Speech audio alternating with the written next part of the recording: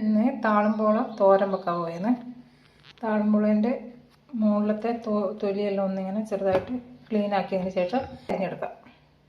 താളമ്പോള ചെറുതായിട്ട് അരിഞ്ഞു നേർങ്ങനെ അരിഞ്ഞതിന് ശേഷം നമ്മളിതിൽ കുറച്ച് ഉപ്പ് ഇട്ടിട്ട് ഒന്ന് ഞെരടി അതിൻ്റെ നീര് കളയണം.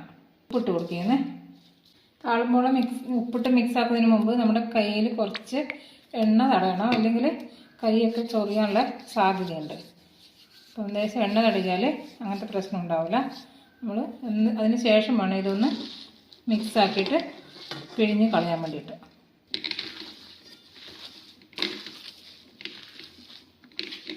ഇതിപ്പം എടുത്തതിൻ്റെ പകുതിയായി, കാരണം ഇതിൽ നിറയെ ഈ പാത്രം നിറയെ ഉണ്ടായിരുന്നു.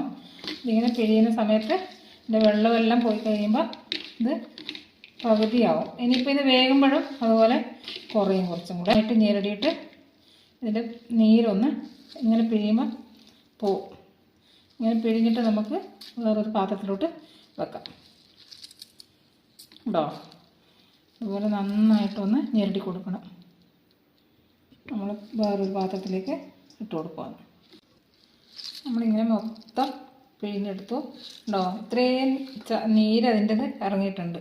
നമ്മളൊരു തുള്ളി പോലും വെള്ളം ഒഴിച്ചിട്ടില്ല, ശകലം ഉപ്പിട്ട് കൊടുത്തതേ ഉള്ളൂ. അതിങ്ങനെ പിഴിയുമ്പോൾ ഇതിൻ്റെ നീരൊക്കെ ഇങ്ങനെ പുറത്ത് വന്നു. ഇത്രയും നീര് കിട്ടി കേട്ടോ. പിഴിഞ്ഞപ്പം ഇതിൻ്റെ പകുതിയായി. ഇനി ഇത് വേകുമ്പോൾ കാൽ ഭാഗം. പിഴിഞ്ഞ് വെച്ചിരിക്കുന്ന താളമ്പോളയിലേക്ക് നമ്മളൊരു കഷ്ണം ഉള്ളി ഇട്ട് കൊടുക്കുന്നുണ്ട്. ഇങ്ങനെ ചെറുതായിട്ട് ഉള്ളി അരിഞ്ഞിട്ട് കൊടുക്കാം. അടുത്തായിട്ട് ഒരു കഷ്ണം ഇഞ്ചി, ചെറിയ പീസ് മതി, ഇത്രയൊന്നും വേണ്ട. ഇതിന് കുറച്ച് മാത്രം ഇട്ട് കൊടുത്താൽ മതി.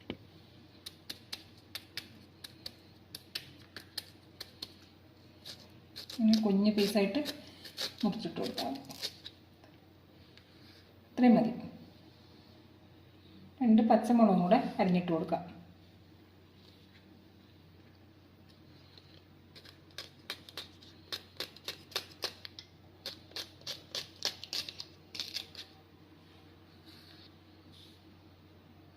പാത്രം ചൂടാകുമ്പോൾ അതിലേക്ക് എണ്ണ ഒഴിച്ചു കൊടുത്തു.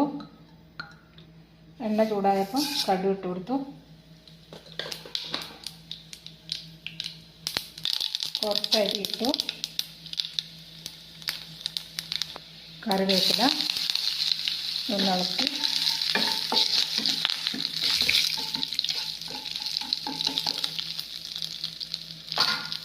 ഇതിലേക്ക് നമ്മൾ അരിഞ്ഞു വെച്ചിരിക്കുന്ന താളമ്പോള ഇട്ട് കൊടുക്കും.